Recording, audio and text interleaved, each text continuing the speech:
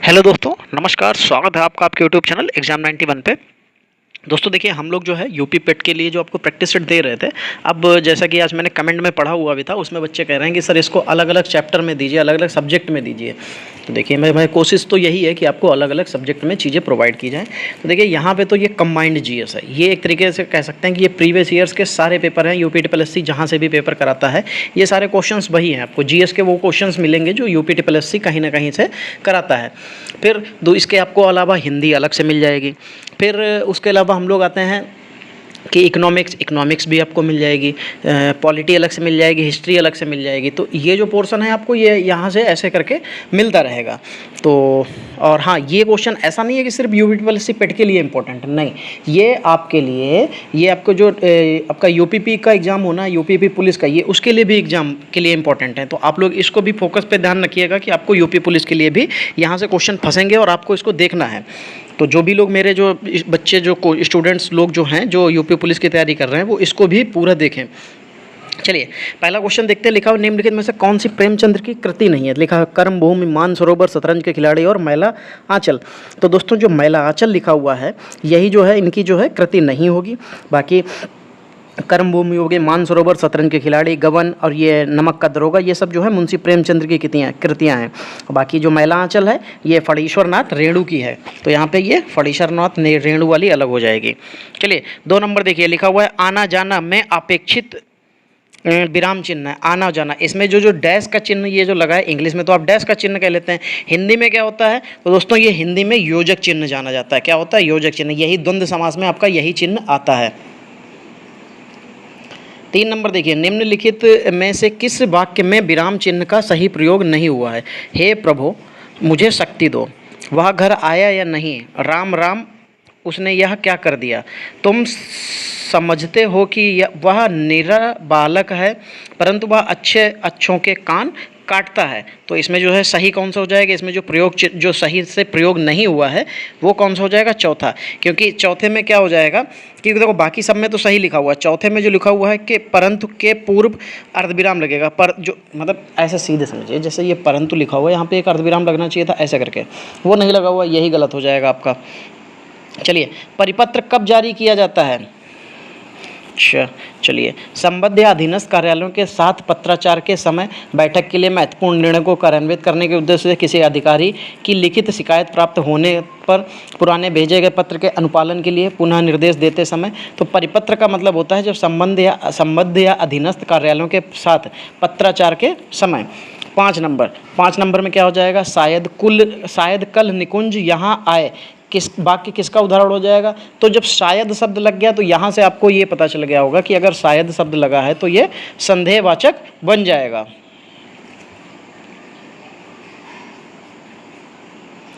चलिए, फिर यहाँ पे लिखा हुआ है गीता ने कहानी लिखकर पुरस्कार प्राप्त किया। वाक्य किसका उदाहरण हो जाएगा? गीता ने कहानी लिखकर पुरस्कार प्राप्त किया, ये किसका उदाहरण हो जाएगा दोस्तों? तो ये हो जाएगा सरल वाक्य, संयुक्त वाक्य, मिश्र वाक्य, इनमें से कोई नहीं। तो जब गीता ने कहानी लिखकर पुरस्कार प्राप्त किया तो इसमें कहीं पे ना तो 2 कर्ता हैं ना ही 2 कर्म हैं, तो एक है, तो यानी कि सरल वाक्य हो जाएगा। फिर 7 नंबर देखिए, मैंने एक बूढ़े आदमी को देखा जो बहुत बीमार था। वाक्य किसका उदाहरण है? तो देखो, मैंने एक बूढ़ा आदमी को देखा जो बीमार है।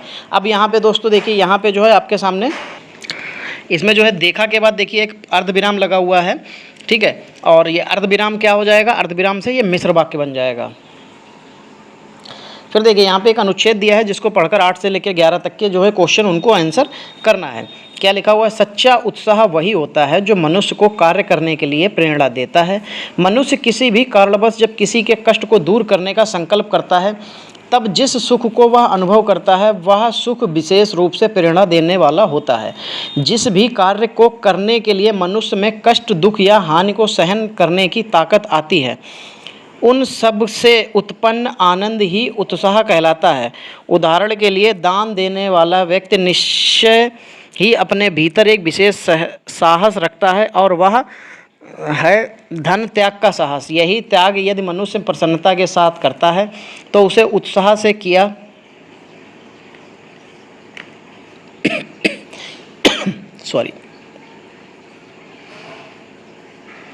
उत्साह से किया गया दान कहा जाएगा। उत्साह आनंद और साहस का मिला जुला रूप है।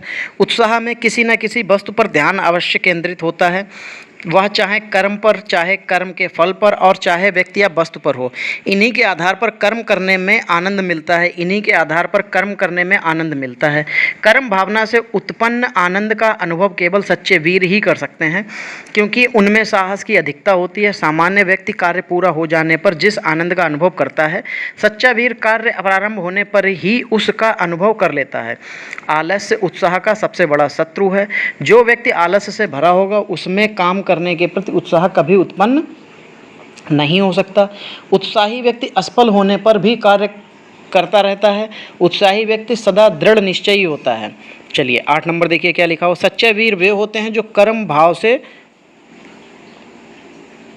सच्चे वीर कौन होते हैं? अच्छा, सच्चे वीर वे होते हैं जो कर्म भाव से उत्साह दिखाते हैं। तो यहाँ पे सेकंड नंबर बिल्कुल सही हो जाएगा। चलिए फिर 9 नंबर देखते हैं क्या लिखा हुआ। कर्म करने में आनंद किस कारण से मिलता है? तो कर्म करने में जो आनंद है किस कारण से मिलेगा? कर्म, कर्मफल, व्यक्ति या वस्तु पर ध्यान केंद्रित होने से, उत्साहपूर्वक कार्य करने से, आलस्य त्याग कर कार्य करने से, सहनशीलता और दृढ़ निश्चय से। तो कर्म करने में आनंद किस कारण से मिलता है? तो भाई कर्म, कर्मफल और व्यक्ति या वस्तु पर ध्यान केंद्रित करने से मिलता है। 10 नंबर देखिए क्या लिखा हुआ है। सच्चा उत्साह वही है जो मनुष्य को कार्य करने के लिए प्रेरणा देता है। रेखांकित वाक्य का प्रकार बताइए। जो मनुष्य को कार्य करने के लिए प्रेरणा देता है। तो प्रधान वाक्य हो जाएगा, विशेषण उपवाक्य हो जाएगा, क्रिया उपवाक्य हो जाएगा या संज्ञा उपवाक्य हो जाएगा।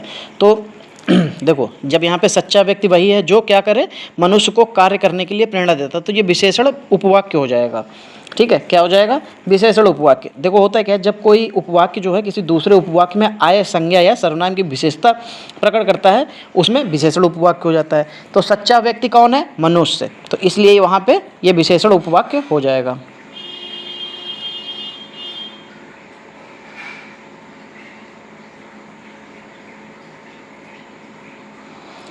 उत्साह के मार्ग में सबसे बड़ी रुकावट क्या है? दुख, निराशा, वैराग्य और आलस्य। तो भाई दुख के ये क्या नाम, उत्साह के मार्ग में सबसे बड़ा जो रुकावट है वो आलस्य की। आप आलस करेंगे तो आप पीछे हो जाएंगे।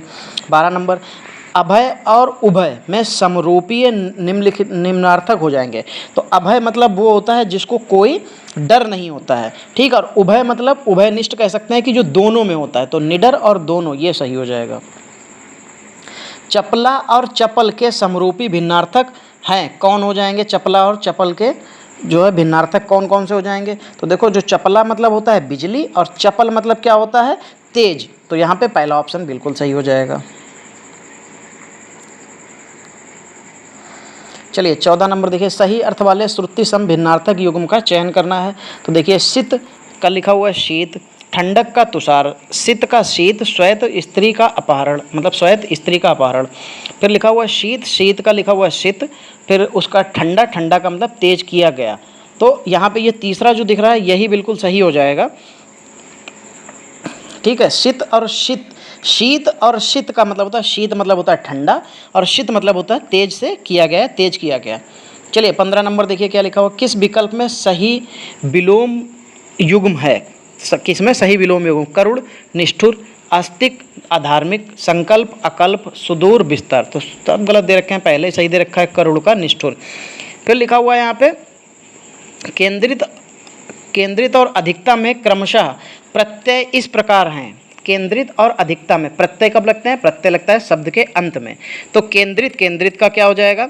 केंद्र होता है, और अगर केंद्र लिखा हुआ है तो उसका क्या हो जाएगा? इत हो जाएगा, उसमें जुड़ जाएगा। और अधिकता में अधिक होता है और इता, अधिकता तो ता जुड़ जाता है। तो यहाँ पे पहले में इत, दूसरे में ता। तो ये आपको दिख रहा है तीसरे ऑप्शन पे, यही सही हो जाएगा।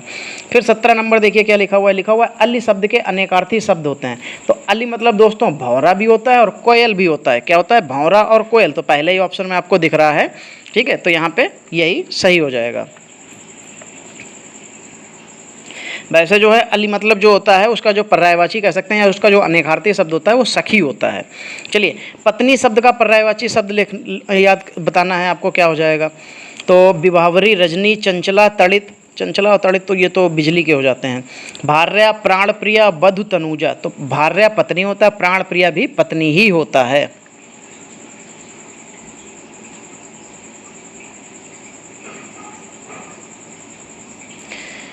चलिए यहाँ पे लिखा हुआ है कि निम्न में कौन सी बर्तनी सही है, तो यहाँ पे बर्तनी देखनी है, इसमें से कौन सी सही हो जाएगी।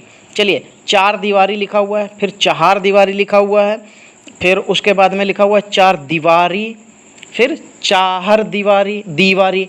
तो जो चार दीवारी हम लोग कहते हैं वो चार दीवारी होता है। क्या होता है? चार और दीवारी होता है, दीवारी नहीं दीवारी। तो यहाँ पे चार दीवारी हो जाएगा। 20 नंबर, निम्न में कौन सी बर्तनी सही है? क्या निम्न में कौन सी बर्तनी सही है? चलिए देखिए कौन सी बर्तनी सही हो जाएगी। कौतूहल लिखा हुआ, कौतूहल लिखा हुआ और कुतूहल लिखा हुआ है। तो 20 में क्या हो जाएगा?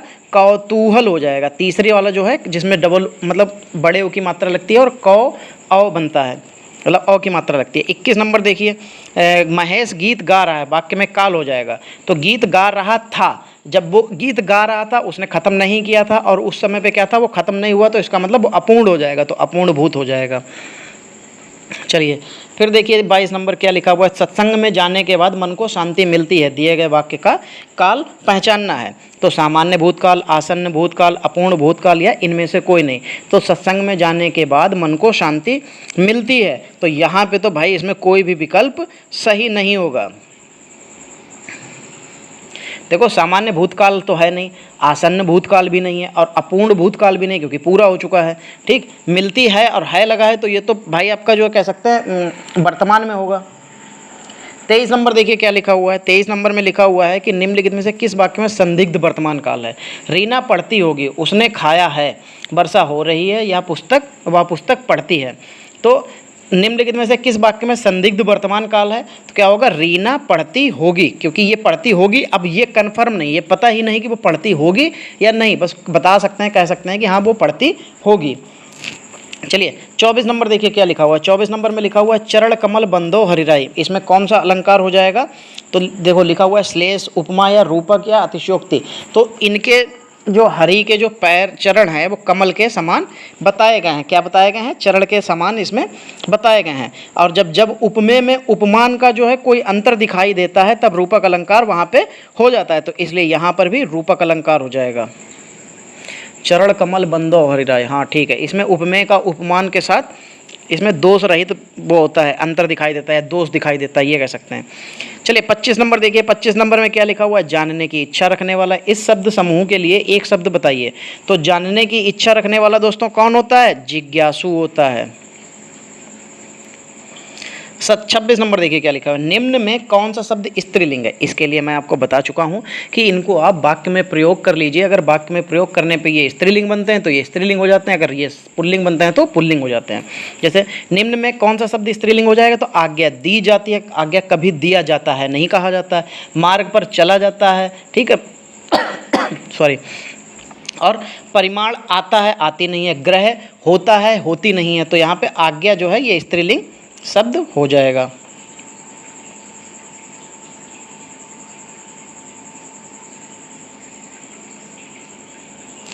चलिए 27 नंबर देखिए क्या लिखा हुआ है। निम्न में कौन सा शब्द पुल्लिंग है? तो पुल्लिंग देखिए कौन सा हो जाएगा। लिखा हुआ है पूर्ति, अभिव्यक्ति, विवाह या छवि। अब पुल्लिंग के लिए हमको फिर इसको वाक्य में प्रयोग करके देख लीजिए, आपको पता चल जाएगा। तो पूर्ति होती है, अभिव्यक्ति की आज़ादी दी जाती है, विवाह किया जाता है और छवि होती है। तो विवाह किया जाता है, तो विवाह जाता है, तो मतलब पुल्लिंग हो जाएगा। 28 नंबर, निम्न में किस शब्द की वर्तनी सही है? तो लिखा हुआ है विधाता, सर्वश्रेष्ठ, भूमिगत और इनमें से कोई नहीं। तो जो विधाता लिखा हुआ है, विधाता ये बिल्कुल सही लिखा हुआ है। और सर्वश्रेष्ठ, तो सर्वश्रेष्ठ तो नहीं सही लिखा हुआ है, तो यहाँ पे विधाता सही हो जाएगा। भूमिगत लिखा हुआ है तो भूमिगत होता है, छोटी की मात्रा लगती है। चलिए 29 नंबर देखिए क्या लिखा हुआ है। आविर्भाव का विलोम शब्द क्या हो जाता है? आविर्भाव का विलोम शब्द हो जाता है तिरोभाव। क्या हो जाता है? तिरोभाव। और ये पहले नंबर पे दे रखा है। 30 नंबर देखिए क्या लिखा हुआ। किस विकल्प में सही विलोम युग्म नहीं है? अच्छा नहीं है, तो याद रखिएगा जब नहीं है पूछा जाता है तो उसमें नहीं बताना होगा। बहुत बार कन्फ्यूजन की वजह से ये गलत हो जाता है। अमावस्या उसकी पूर्णिमा बिल्कुल है। आचार अनाचार बिल्कुल सही है। गुप्त मुक्त ये भी सही है। कुटिल, कुटिल का तो जटिल होता है, कुटिल का सरल तो नहीं हो सकता। क्या होगा यहाँ पे? कुटिल का सरल नहीं हो सकता, सरल का जटिल होता है, कुटिल नहीं, तो जटिल हो जाएगा। चलिए फिर देखिए यहाँ पे 31 नंबर में क्या लिखा हुआ है? लिखा हुआ है कोप का विलोम शब्द क्या होता है? 31 नंबर में कोप का विलोम शब्द क्या होता है? कोप का कृपा, असंतुष्ट, खेद या इनमें से कोई नहीं, तो कोप का विलोम शब्द हो जाएगा कृपा। 32 नंबर लहू का समानार्थी शब्द बताना है, तो लहू का समानार्थी शब्द देखते हैं, उपल, शोणित, मरकट या वारुड़ी। तो जो लहू का समानार्थी हो जाएगा वो हो जाएगा शोणित। क्या हो जाएगा दोस्तों? शोणित, या रक्त कह सकते हैं या रुधिर कह सकते हैं। चलिए 33 नंबर देखिए, अनि शब्द का सही पर्यायवाची बताइए। किसका? अनि शब्द का पर्यायवाची बताना है। तो स्वादिष्ट, दृष्ट, सेना या सेतु। तो 33 नंबर में क्या सही हो जाएगा? अनि मतलब होता है सेना। क्या होता है? सेना। 34 नंबर देखिए क्या लिखा हुआ है? वनिता शब्द का पर्यायवाची शब्द है। वनिता शब्द का पर्यायवाची शब्द हो जाएगा किसका? आपको याद होगा कुछ बहुत दिन पहले एक वो आती थी, एक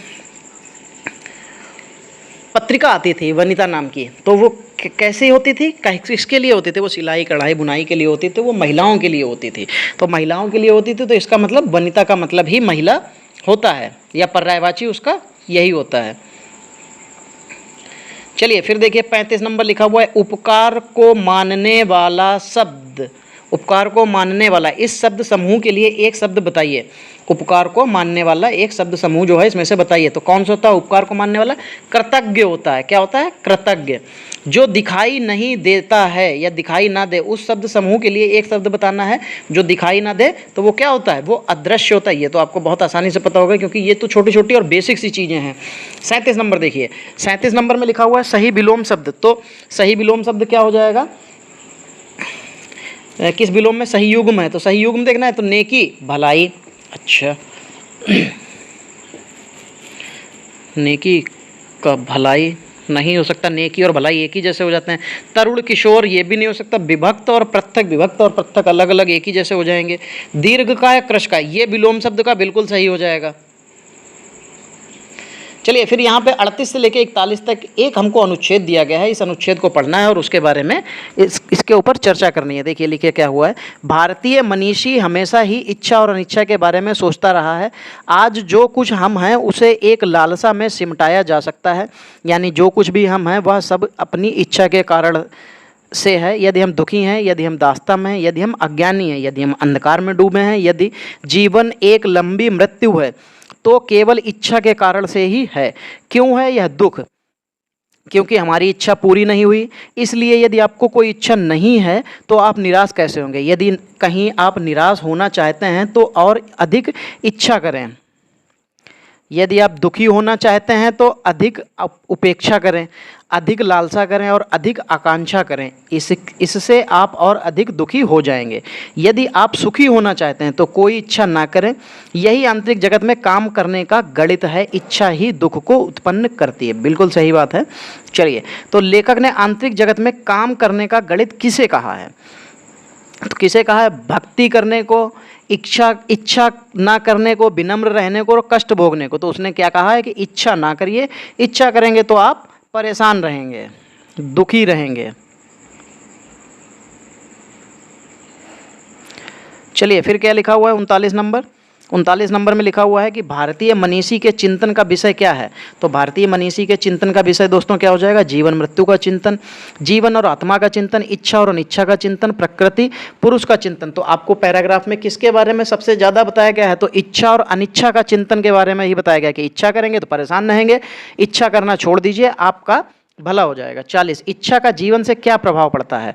आनंद देती है, सुख देती है, लालसा बढ़ाती है, कार्य क्षमता बढ़ाती है। तो इच्छा जो होती है जीवन में क्या करती है? वो लालसा को बढ़ाती है।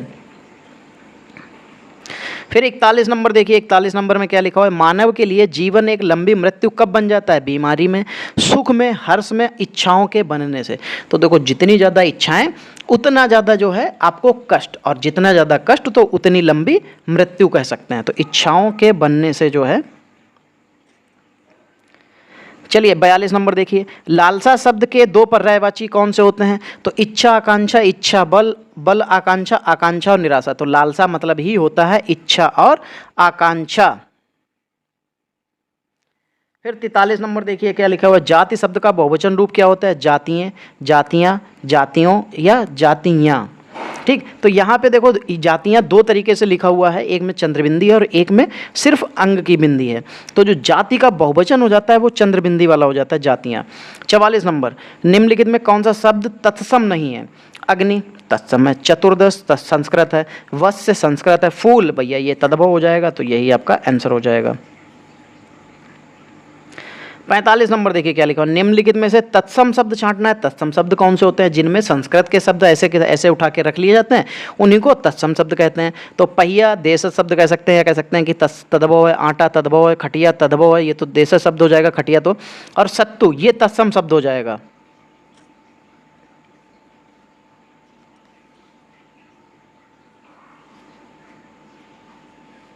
एक सेकंड रुकिएगा, चलिए फिर आगे बढ़ते हैं।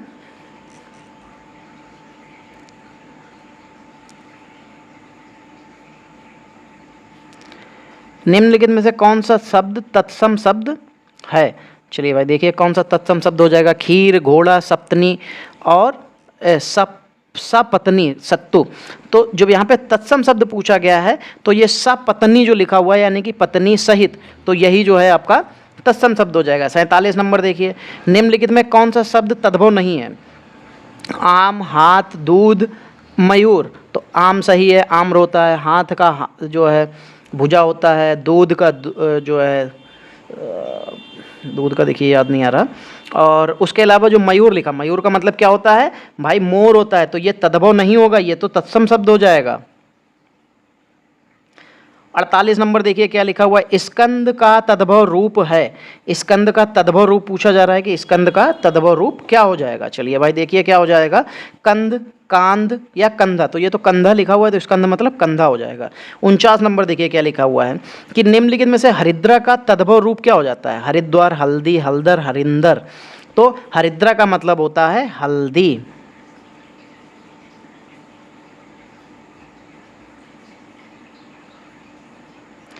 चलिए 50 नंबर देखिए क्या लिखा हुआ है,